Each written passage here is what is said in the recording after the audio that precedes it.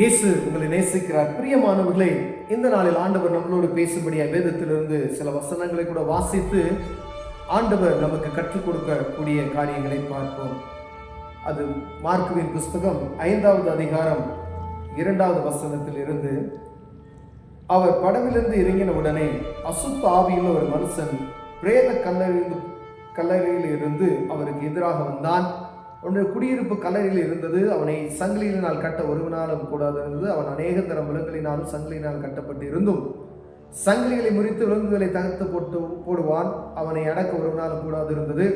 அவன் எப்பொழுதும் இரவும் பகலும் மலைகளிலும் கல்லறைகளிலும் இருந்து கூக்குரலிட்டு கல்லுகளினாலே தன்னை காயப்படுத்திக் கொண்டிருந்தான். அவன் இயேசுவை தூரத்தில் வர கண்டபோது ஓடி வந்து அவரை பணிந்து கொண்டு, இயேசுவே, உன்னதமான தேவனுடைய குமாரனே, எனக்கும் உமக்கும் என்ன? என்னை வேதனைப்படுத்தாதபடிக்கு தேவன் பேரில் உமக்கு ஆணை என்று மிகுந்த சத்தமிட்டு சொன்னான்.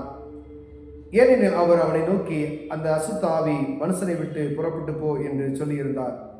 அப்பொழுது அவர் அவனை நோக்கி, உன் பேர் என்ன என்று கேட்டார். அதற்கு அவன், நாங்கள் அநேகராய் இருக்கிறவரை என் பேர் லேகியோன் என்றார் சொல்லி தங்களை அந்த திசையிலிருந்து துரத்தி விடாதபடிக்கு அவரை மிகவும் வேண்டிக் கொண்டான். அப்பொழுது அவ்விடத்தில் மலையருகே அநேக பன்றி கூட்டமாய் மேய்ந்து கொண்டிருந்தது. அந்த பிசாசுகள் எல்லாம் அவரை நோக்கி, பண்டிகளுக்குள்ளே போகும்படி அவைகளுக்குள்ளே எங்களுக்கு அனுப்பும் என்று அவரை வேண்டிக் கொண்டன. பிரியமானவர்களே, இந்த இடத்துல ஆண்டவர் இயேசு கிறிஸ்து நேரடியாய் ஒரு மனிதனிடம் பேசுகிறதை, அவனுக்குள்ள அநேக பிசாசுகள் இருந்தால் அவன் பேர் லேகியோன் என்று சொல்லப்பட்டிருக்கிறது. அவன் உண்மை பெயர் இல்லை. அவன் அநேக பேர் அவன் சொல்லுவான், ஒரு பிசாசு அவனுக்குள்ள இருந்தபடியினால் அந்த அசுத்தாவி தான் பேசுகிறது. பாருங்க, நாம் கர்த்தருடைய பிள்ளைகளா இருக்கிறோம், ஜெபிக்கிறோம், சர்ச்சுக்கு போறோம். அநேக தேசத்துல அநேக கிறிஸ்தவர்கள் இருக்காங்க. அவங்க தனிப்பட்ட முறையில் அவங்க ஜெபிக்கிறாங்களா, இல்லை யாரையாவது நம்ம ஜெபிக்கிறதுக்கு கூப்பிடுறோம். எதுக்காக? ஒரு சின்ன காரியமா இருந்தாலும் அந்த காரியத்தை நம்ம வீட்டில் உட்காந்து ஒரு 2 பேர் ஜெபம் பண்ணுவோம்.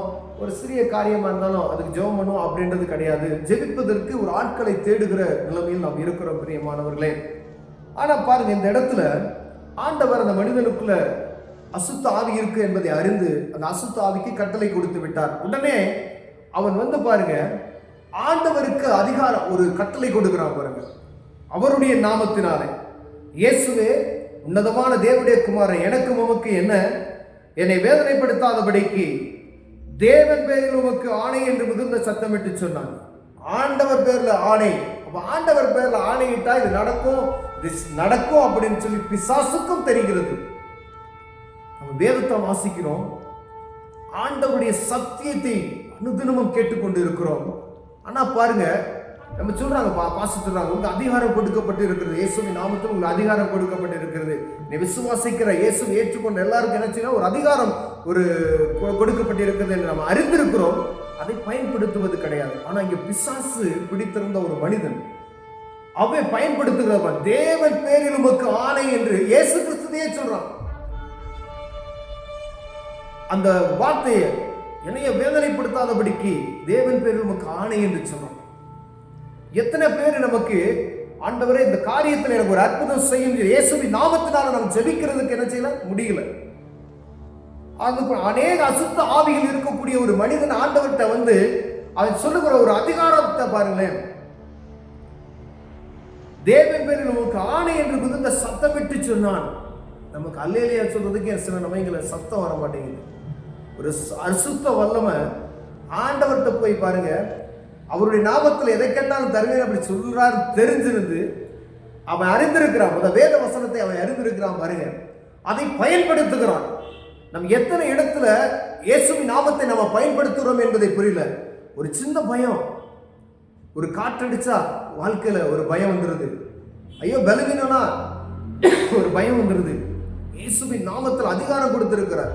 நீங்க சொல்லுங்க, இயேசுவின் நாமத்தில் அவனுக்கு கட்டளை எடுக்கிறேன் அப்படின்னு சொல்லுங்க, அசுத்தா வெளியே போ அப்படின்னு சொன்ன ஆண்டவர் அது பெரிய அற்புதத்தை அந்த இடத்துல நம்ம நடத்தி கொடுப்பார் பெரியமான. ஆனா நம்ம பயன்படுத்தல. ஆண்டவர் நம்மளோடு பேசுற பிறகு ஒரு அசுத்த ஆவி ஆண்டவரின் பெயர் ஒரு ஆணை என்று சொல்லப்படுகிறது. ஆண்டவருக்கே ஆணை கொடுக்குறாங்க.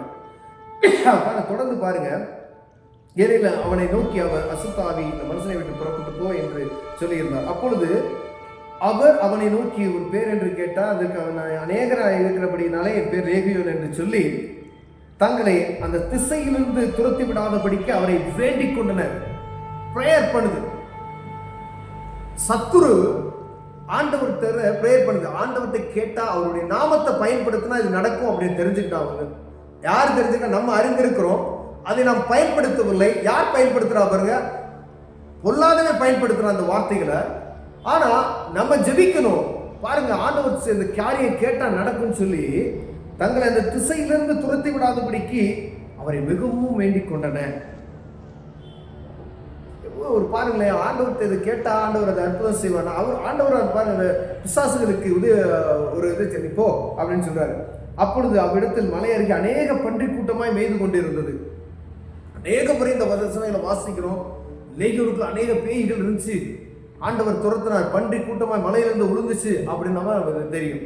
ஆனா இந்த சத்துரு இந்த அநேக ஆவிகளை கொண்ட அந்த மனுஷன் அனுக்குள்ள இருந்த ஆவி தேவன் பேரில் ஆணையிடுகிற அந்த காரியத்தை ஆண்டவர் நம்மளோடு பேசிக் கொண்டு இருக்கிறார். எத்தனை பேர் பயந்து போய் இருக்கிறோம், ஒரு இடத்துக்கு போயிட்டு ஜெபிக்க முடியாம வந்துடுறோம். ஆனா ஆண்டவர் நம்ம கூட இருந்தா ஆண்டவருடைய நாமத்துல ஒருவேளை நீங்க அந்த இடத்துல போய் நீங்க இயேசுவின் நாமத்தை குறித்து ஒரு சத்துரு பிசாசு இருக்கிறானோ, ஒரு அசுத்தாவி பிடித்த மனிதன் இருக்கிறானோ, அப்போ அந்த அதுக்கு கட்டளை கொடுத்தீங்கன்னா அது வெளியே போயிடும். ஆனா நமக்குள்ள ஒரு பயம். அந்த பிசாசுகள் எல்லாம் அவரை நோக்கி பன்றிக்குள்ளே போகும்படி அவைகளுக்குள்ளே எங்களை அனுப்பும் என்று அவரை வேண்டிக் கொண்டன. திருப்பி வேண்டிக்கணும். எதுக்குன்னா இந்த திசையிலிருந்து போகணும், ரெண்டாவது அங்கே நிறைய பண்ணி இருக்கு, அதுக்குள்ள நாங்க போயிடுறோம் அப்படின்னு சொல்லி ஆண்டவர்கிட்ட பிரேயர் பண்ணுது. எங்களுக்கு உத்தரவு கொடும், நாங்க அப்படியே போயிடுறோம், எங்களை வேதனைப்படுத்தாதபடிக்கு அப்படின்னு சொல்லி. ஜெபிக்கக்கூடிய நேரங்கள்ல ஜெபிக்க வேண்டியவர்களா இருக்க வேண்டிய நாம் ஜெபிக்கிறதுக்கு தவறிவிட்டோம். ஆனா பாருங்க, இயேசு கிட்ட போய் இது கேட்டா கிடைக்கும் தெரிஞ்சு பிசாசு என்ன செய்யுது? ஜெபம் பண்ணு, யாரு எங்களை அதுக்குள்ள அனுப்பிச்சிருங்க அப்படின்னு சொல்லி கீழே அந்த இயேசு அவைகளை உத்தரவு கொடுத்த உடனே அந்த ஆவிகள் புறப்பட்டு பண்டிகளுக்குள் புகுந்தன. உடனே ஏறக்குறைய 2000 பண்டிகளுக்குள்ள அந்த கூட்டம் எந்த மேட்டிலிருந்து ஓடி கடலிலே பாய்ந்து கடலில் மாண்டு போனது அப்படின்னு சொல்லி போட்டு நமக்கு தெரிந்து கொள்ள வேண்டியது பாருங்க. அவன் இயேசுவே உன்னதமான தேவனுடைய குமாரனே, அவரை உன்னதமான தேவனுடைய குமாரன் அவனுக்கு தெரியும். நம்ம சர்வ வல்லமையுள்ள தேவன் அவர் என்பதை நாம் அறிந்திருக்கிறோம். ஆனா அதை பயன்படுத்துகிறோமா? ஐயா, நான் வழிபடுகிற தெய்வம் சர்வ வல்லமையுள்ளவர், அண்ட சராசரங்களை சிருஷ்டித்தவர் என்பதை நான் அறிந்திருக்கிறேன். ஆனா அதை நான் என்ன செய்யல? பயன்படுத்தாம வைத்திருக்கிறேன். இவன் கேட்கிறான் பாருங்க, உமக்கு ஆணை என்று சொல்கிறான். தேவன் பேரில் உமக்கு ஆணை என்று சத்தமிட்டு சொன்னான். பாருங்களேன். அப்பொழுது அவ்விடத்தில் அந்த மலை அருகே இருக்க அந்த பன்றி கூட்டமா வேந்து கொண்டு அந்த பிசாலாம் அங்க போகணும், நாங்க போய் வேண்டிக் கொண்டோம். அப்பொழுது அவர் அவனை நோக்கி உன் பேர் என்னன்னு கேட்டார். அதற்கு அவன், நாங்கள் அநேகம் பேரை இருக்கிறபடி என் பேர் லேகியோன் என்று சொல்லி தங்களை அந்த திசையிலிருந்து துரத்தி விடாதபடிக்கு அவரை மிகவும் வேண்டிக் கொண்டனர். நம்ம எத்தனை பேர் நம்ம ஜெபிக்கிறோம், ஆண்டவர் தேவ சமூகத்துல போனா இந்த காரியம் நடக்கும் அப்படின்னு சொல்லி நமக்கு தெரியும். ஆனா எவ்வளவு ஒரு பேர் தேவ சமூகத்துல நம்ம ஒவ்வொரு நாளும் ஜெபிக்கிறோம். ஆண்டவரை பார்த்ததும் அவர்கிட்ட கேட்டா இது கிடைக்கும்னு சொல்லி பிசாசு அறிந்திருக்கிறான், நமக்கு எதிரானவன் அறிந்திருக்கிறான். அவன் போய் என்ன செஞ்சாரான்? அவரை பார்த்ததுமே ரைட்டு அப்படின்னு சொல்லி ஒரு காய் விட்டு கேட்டோம்னா அந்த காரியம் நடக்கும்னு சொல்லி அவன் காரியத்தை பெற்றுக்கொண்டு போய்விட்டான். ஆனா அற்புதத்தை பெற வேண்டியவர்களாகி நாம் ஒண்ணு என்ன செய்யறோம்? அப்படியே தான் இருக்கும். ஆனா ஆண்டவர் விரும்புகிறது என் பிள்ளை என்கிட்ட வரணும், அவன் என்கிட்ட கேட்கணும். உங்க பிள்ளை இருக்கா அப்படின்னு வச்சுக்கோங்களேன். நீங்க உங்க பிள்ளைகிட்ட வந்து உங்கள்கிட்ட கேட்டா என்ன செய்வீங்க? அநேகம் நம்ம கேட்காமே எல்லாம் செய்யறோம், அவருக்கு தெரியும். ஆனா நம்ம போய் கேட்கணும். என் அப்பாட்ட ஒரு செல்வந்தர் இருக்காரு அப்படின்னு வச்சுக்கோங்களேன், எங்க அப்பாட்ட இந்த காரியத்துல இருக்கு, அந்த அந்த ஒரு அதிகாரம் இருக்கு அப்படின்னு சொல்லி அவனுக்கு தெரிஞ்சா அந்த அதிகாரத்தை பயன்படுத்தினா என்ன செய்ய முடியும்? பெற்றுக்கொள்ள முடியும்.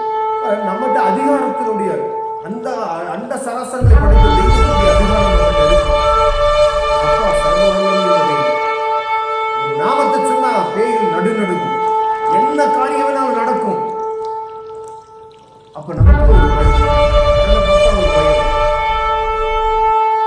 எதை பார்த்தாலும் ஒரு பயம் வந்துடுது. தேவ சமூகத்தில் நாள் ஜெபிக்க போறோம். நம்ம ஜெபிக்க போறோம். அதாவது பிசாசு ஜெபிக்குது, அற்புதத்தை பெற்று அதிகாரத்தை பயன்படுத்தி போதபடி வேதனைப்படுத்தாமல் பாதுகாப்பு கேட்டுக்கொண்டு நாம் ஆண்டவருடைய நாமத்தை பயன்படுத்துகிறோமா? என் நாமத்தில் நீங்கள் எதை கேட்டால் அதை தருவேன் என்று சொன்னவர் நமக்கானது அந்த அதிகாரத்தை கொடுத்தார். அந்த அதிகாரத்தை பயன்படுத்த புத்திர சுகாரம் பெற்றவரை நாம் தான் அதை பயன்படுத்த முடியும்.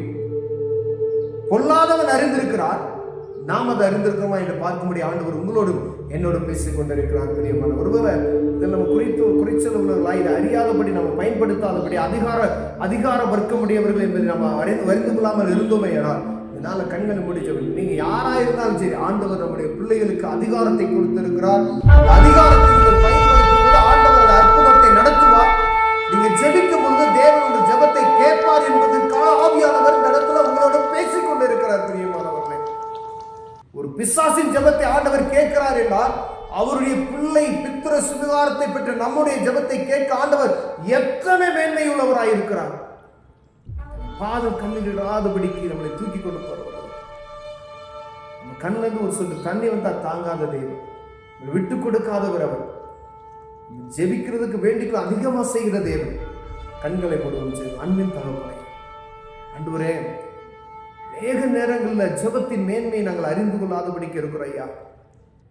நாங்கள் என்னிலிருந்து ஜெபிப்பதற்கு என் தேவன் எங்களை பலத்தை தாங்க, ஞானத்தை தாங்க. இந்த பொல்லாதவன் நாங்க ஜெபிக்க விடாதபடி எங்களை மந்தப்படுத்தி வைத்திருக்கிறாப்பா.